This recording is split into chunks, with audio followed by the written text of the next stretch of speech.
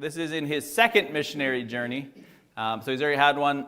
Again, God's leading him. They keep facing opposition, especially from Jews, which is not surprising because why would they believe in Jesus when they've been told everything else? And Jesus seems so far outside of who they think the Messiah is. And so there's opposition from Jews, opposition from Gentiles. But he continues to go. Again, Paul continues to serve. He continues. And so those 3 missionary journeys, read the rest of the book. Enjoy them, but we are not going to preach through all 3 missionary journeys. But this morning, starting in chapter 17, verse 16, we're going to start in verse 16. This is Paul preaching in Athens. One of the more famous stories, I would say. I'll put up a picture of Athens there for you, just in case you're looking for a holiday place this summer. Looks pretty nice. So this is in verse 16 of chapter 17. Again, this is part of Paul's second missionary journey. It says, well, Paul was waiting for them being Silas and Timothy. He wants them to come and join him. He says, so while he's waiting for them in Athens, he was deeply troubled by all the idols he saw everywhere in the city. And he went to the synagogue to debate with the Jews and the God-fearing Gentiles. And he spoke daily in the public square to all who happened to be there. He also had a debate with some of the Epicurean and the Stoic philosophers.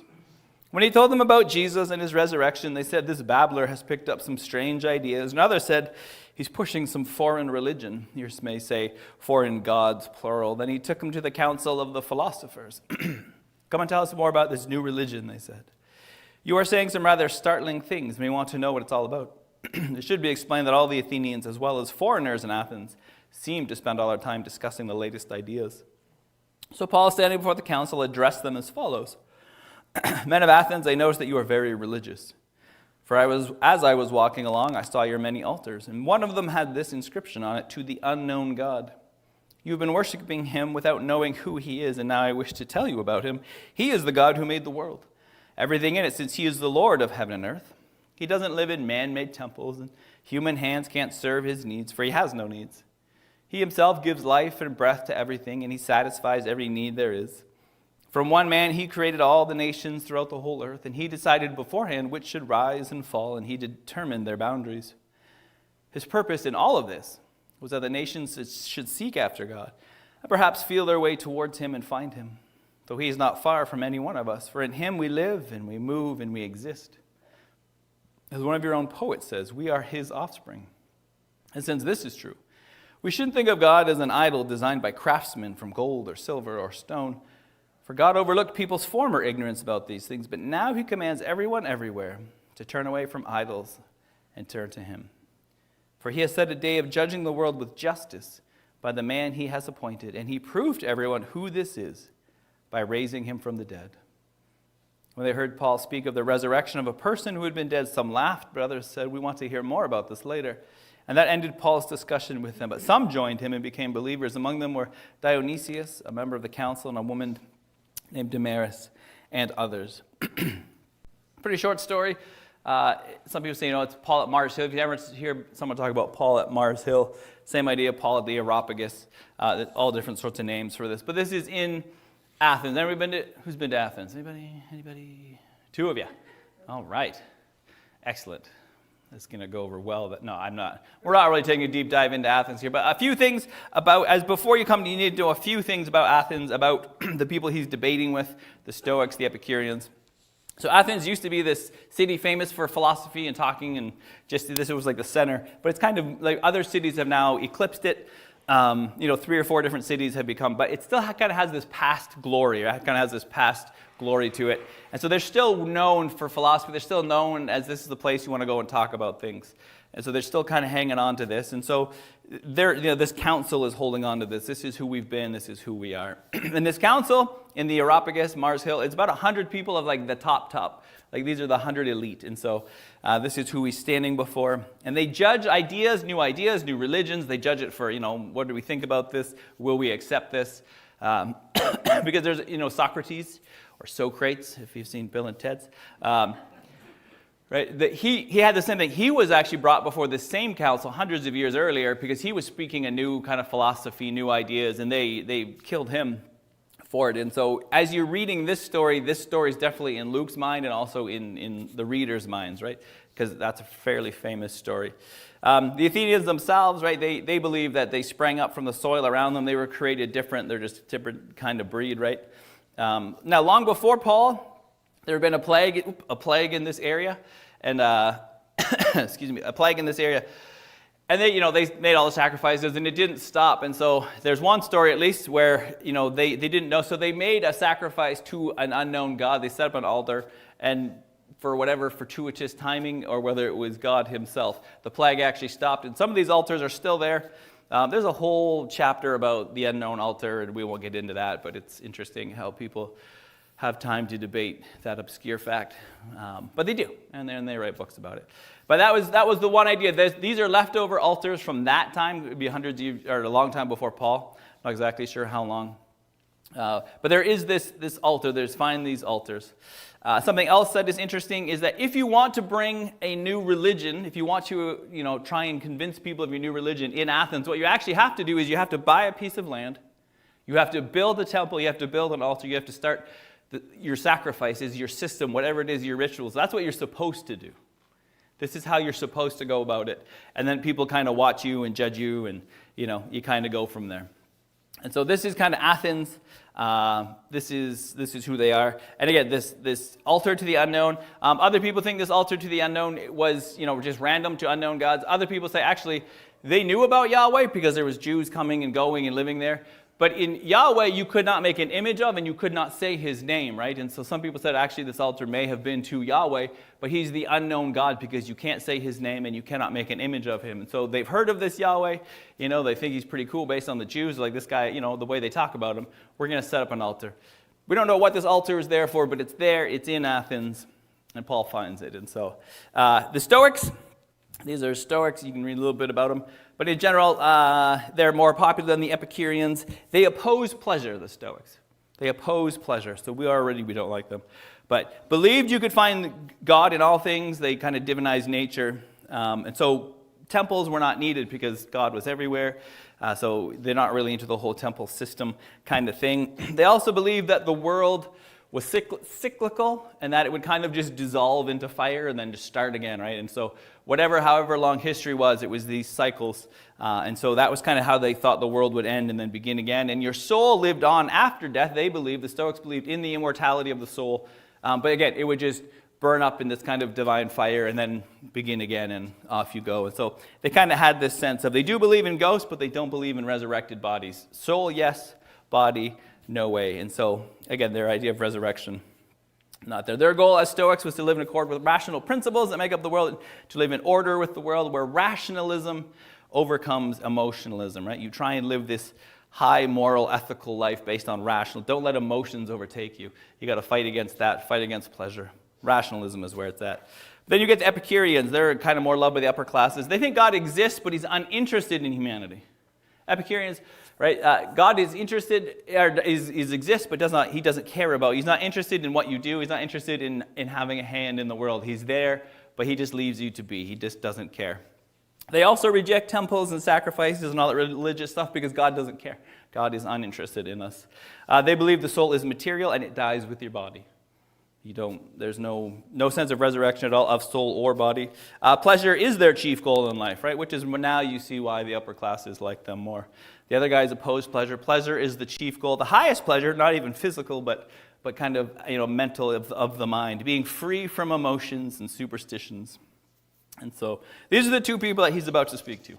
This is what makes up the Stoics and the Epicureans in this kind of historic place. And so they meet Paul. He's speaking about Jesus and the resurrection, and depending on the version that you have, they bring him before and they said he's pushing some foreign religion. NLT says yours may say he's speaking of foreign gods, plural, because the word for resurrection is also the name. It's like Anastasia, right? It's really close, and so I think most of the commentators believe that they think he's speaking about two different gods, Jesus and Anastasia, and they're like, who are these people? Let's find out a little more. And so they drag him before, and it kind of sounds nice, like, hey, come and tell us more. That's not what it is. This is more of a dragging before, and we're going to judge you. Not that, like Socrates, there's any chance of him being killed. That doesn't happen anymore. But it is still you need to come before us. You need to sit before this council. And so it's not this nice, friendly little bantering. It's we kind of get dragged, we kind of get led. And here Paul finds himself in front of people who will judge him. And again, if you've been reading the story up to now, he's been tossed out of many places. And so you kind of go, oh, here we go, right? They're going to oppose him. They're going to chuck him out again. But he comes, and this is where, and so he speaks to them. And again, it's kind of a different speech. Again, whatever Paul says, Luke is taking, because again, Luke is writing to his own audience. And it's not like a really biblical, per se, speech that he gives, because he knows who he's speaking to, the Stoics, the Epicureans. He knows how to relate to them. Again, Paul being Jewish, but growing up, he knows Greek culture. He knows Roman culture. He's very educated. He's able to stand and speak with these. And if you read the commentaries and stuff like this, there's a whole thing to this speech and how they do it and blah, blah, blah. And nerds nerd out over this stuff. And like, isn't this great? And you're like, no one cares. Like, that's so no one cares. Right? It's all about Greek speech and how does that work. And if you're into that stuff, go nuts. Here he is in front of these people. Right? And I love what he does, because what he does is he says, hey, listen, guys, I've walked all over your city. I've seen everything. And there's this altar to the unknown God, whatever that means, whether it was from the plague, whether it's Yahweh, who they can't name, whether they just go, we don't know, there's probably more out there. We don't want to, we need to appease everybody. But he finds this thing. And being unknown, right, they just do not know who this is. They do not know who this is. And so Paul says, listen, let me tell you about this unknown God. Because this unknown God who you don't know is actually very, very knowable. And that's the key to this story, is that they say, here's the unknown God. And Paul basically says, let's make him known. Let's make this God known to you so that you don't. But what I love about this is that, what does he do? He says, hey, listen, guys.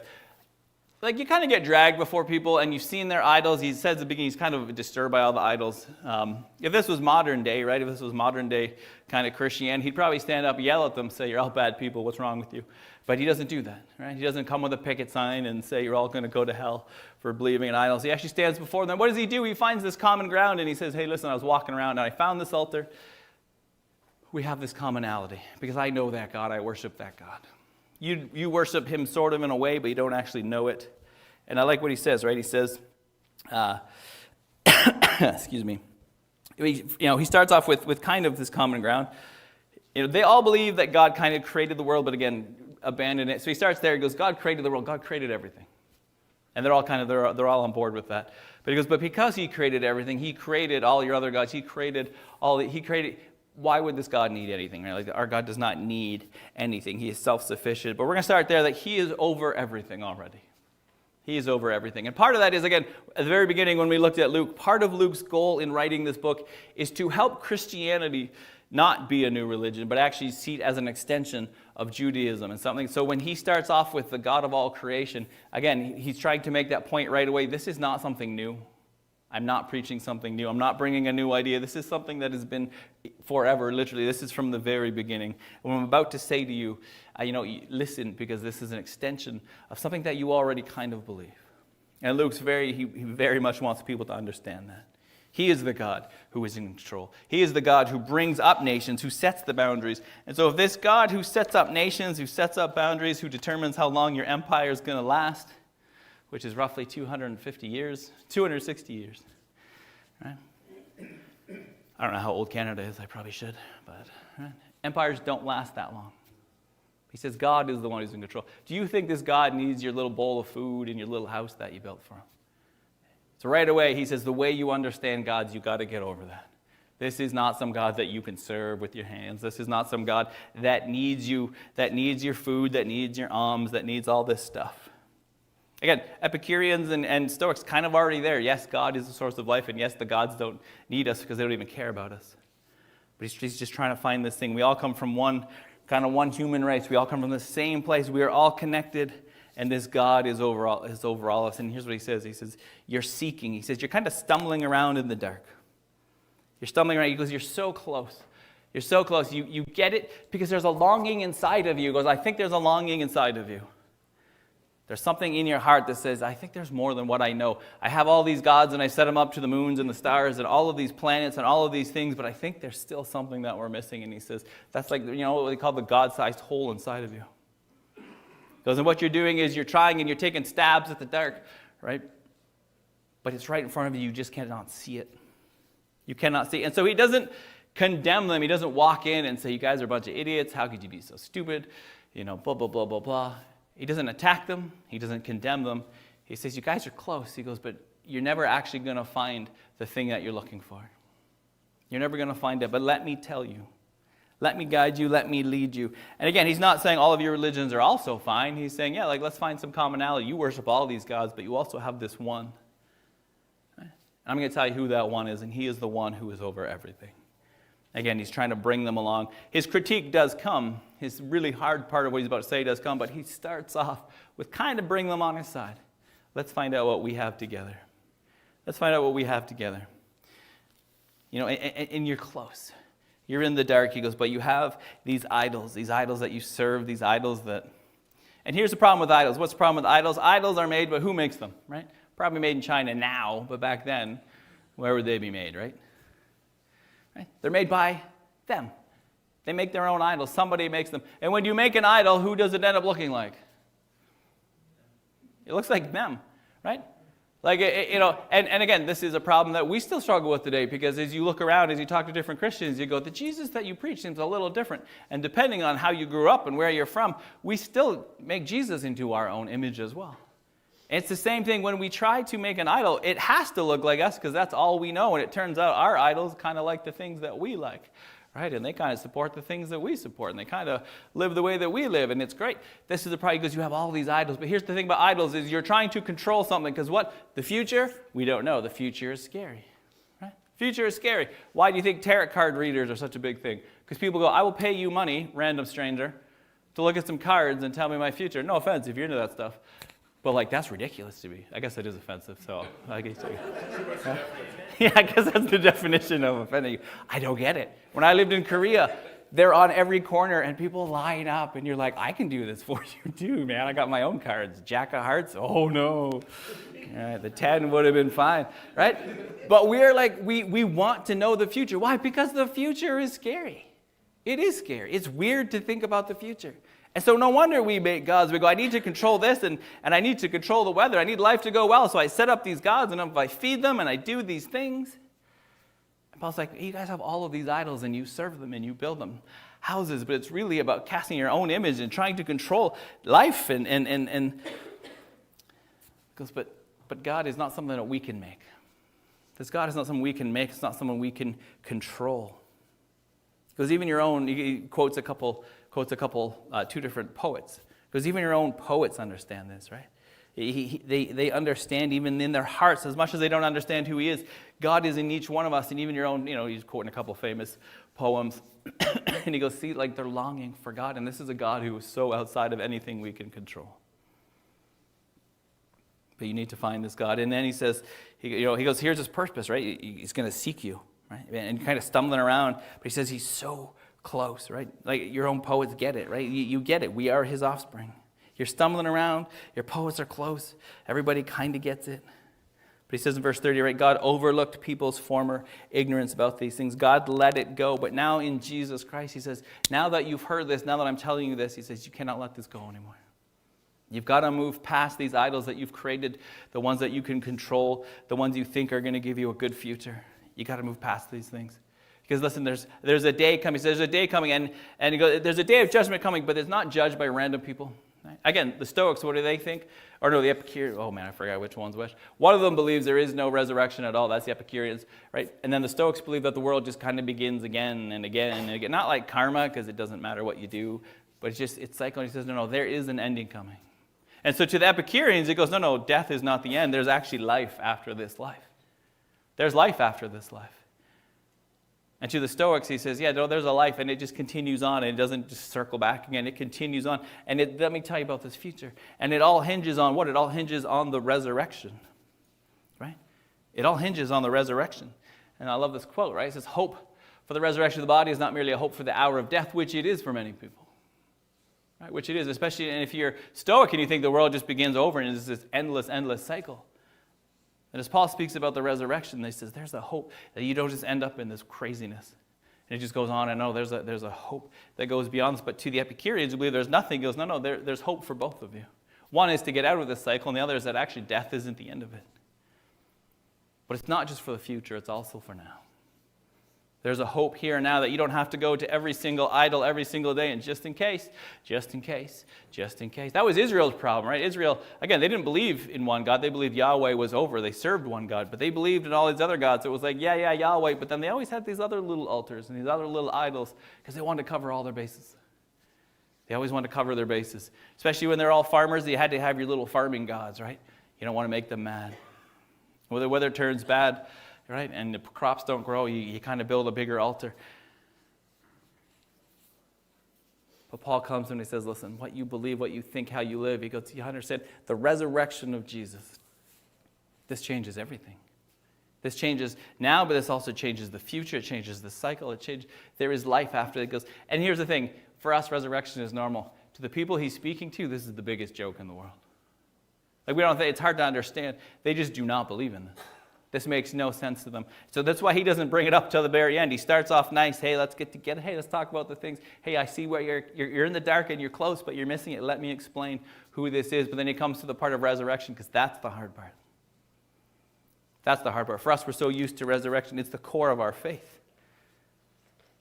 But he tries to explain this. It is hard to do. But he says, but because of this resurrection, because God raised this man from the dead, he is the one who is going to bring this life after this life. In fact, it's his resurrection that is the promise of life after this life. And he is the one who will be judging us with justice. And he is the one in whom you want to get to know. And there's no, you got to come to faith and pray a prayer. He just says, listen, there is a day coming in the future. And it's not, you think this and you think this, but I'm telling you, this is who Jesus is. And this is what the future is going to bring. And there's a hope for all of us. And it's not even like, this isn't even a great little sermon. He's just got to say, this Jesus is coming. This Jesus is coming. And you want to know him. You want to know him. And what do? I love that Luke puts this in here, right? He's like, and everybody was saved and they clapped and they carried him out on their shoulder. No, they laugh at him. A bunch of them laugh at him, as they would, because resurrection is so far from their thoughts. So a bunch of them laugh at him. They go, nice try, buddy. You take you and your Anastasia and you get out of here. They didn't run him out of town, though, one of the few places. Other people go, hey, I might listen to a little more of this later. Are they being nice? Are they just being courteous? Or are they actually interested? We don't know. But then it mentions two random people. Now, these random people are obviously a big part of society. And Luke, throughout, he tries to show when somebody of high status comes to faith, because he wants people to understand this is not just for the poor, because this faith is something that is for everybody. But this is how they answer him. This is how they respond to him. And for them, that's normal. They go, nice try, bud. We don't believe in resurrection. And that's the key.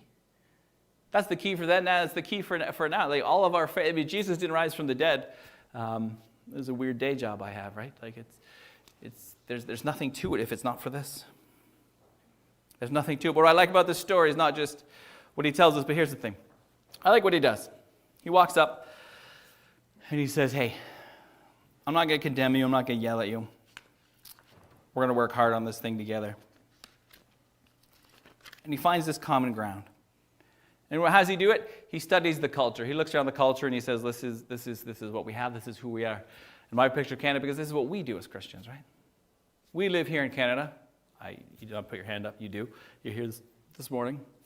Part of our job is to what? Is to find common ground with those around us. It's to think of ourselves like Paul walked around the city and he took note of everything. And he goes, how am I going to talk to these people?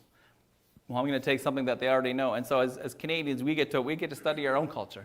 We get to study Southern Ontario. We get to study, Waterloo region. We get to study the whole country as a whole. We get to know who lives around us. Who are our neighbors? Who are the people that we interact with? What do they believe, right? What do people in our country believe? What do people in our neighborhoods believe?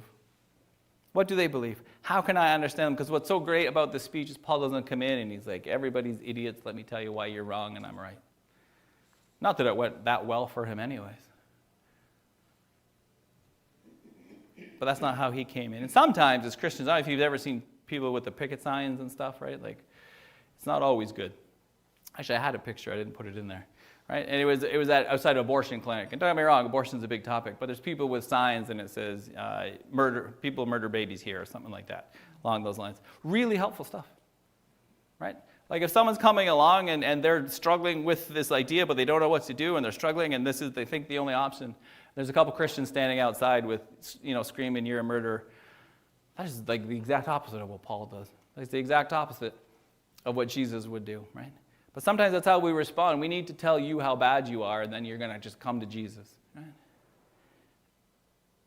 Do you think, I don't know. I don't think that works. I could be totally wrong. Maybe it's the best ever. What I like is Paul, who comes along and says, hey, how can I get to know you? How can I begin to understand you? How can I begin to understand what it is you believe and how you live and what gives you purpose and what gives you meaning? Even find out what are the idols in your life? What are the things that give you control, or at least think you have control? What are the things that you hold on to? And then how can we find this common ground? How can we start together? Because you're scared about the future. I'm scared about the future too. I don't know what's going to happen. You don't know what's going to happen. But there is a hope. Who are you looking for, Aiden? I can help you, man.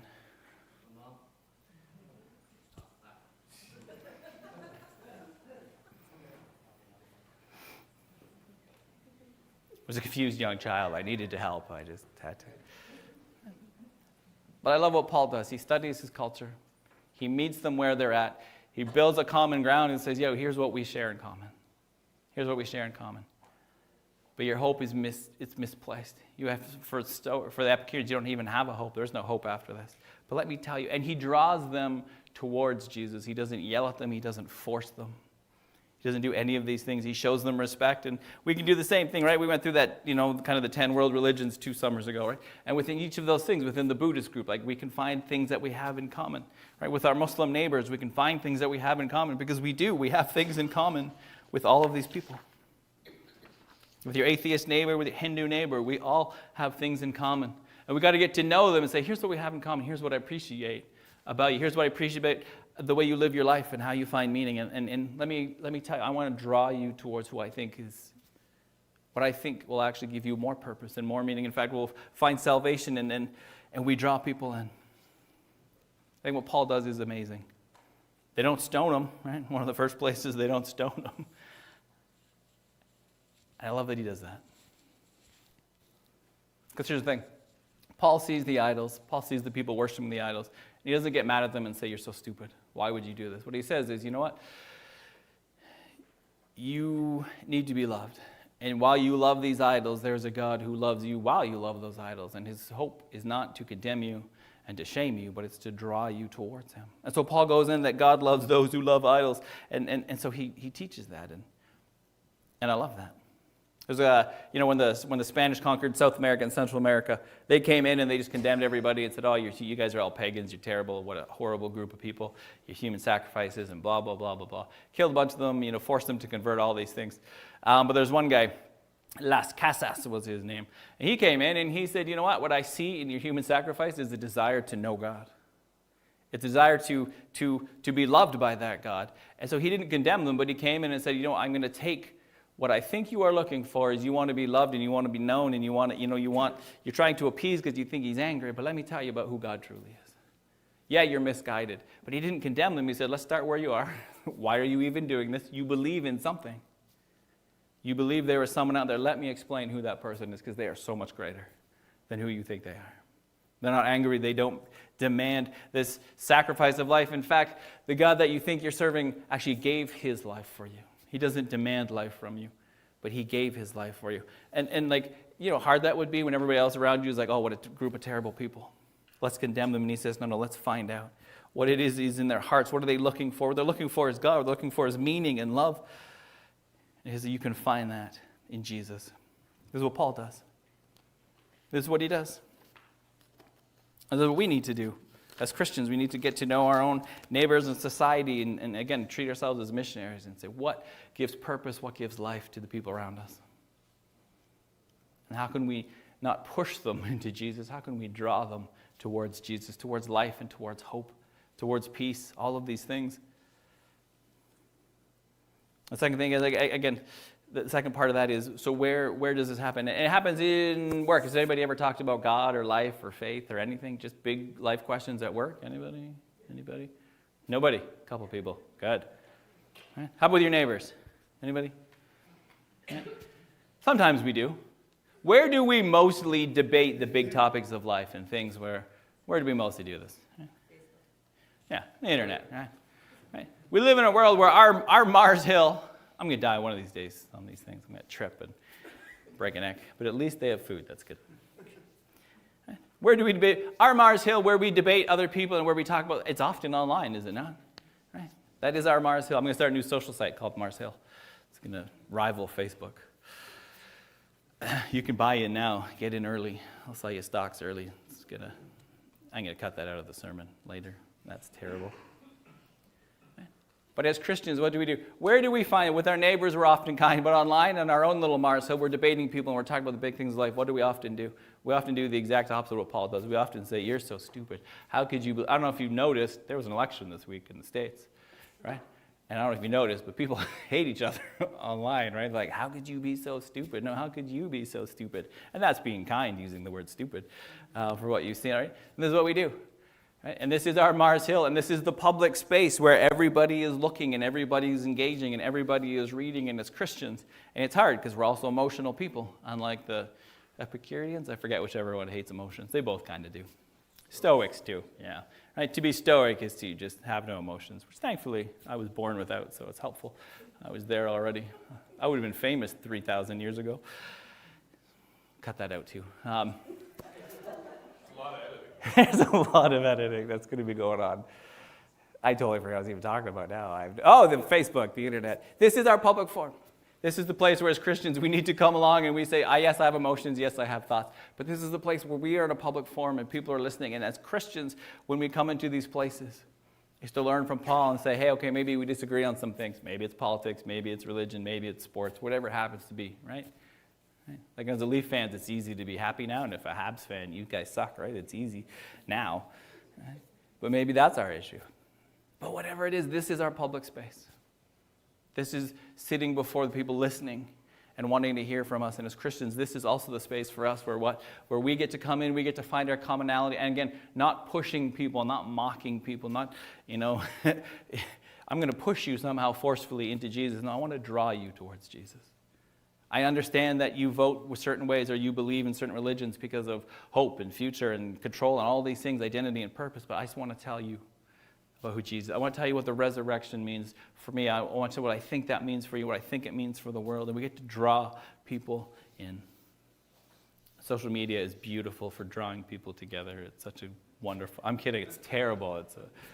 It's a burning garbage dump is what it is for the most part. Right?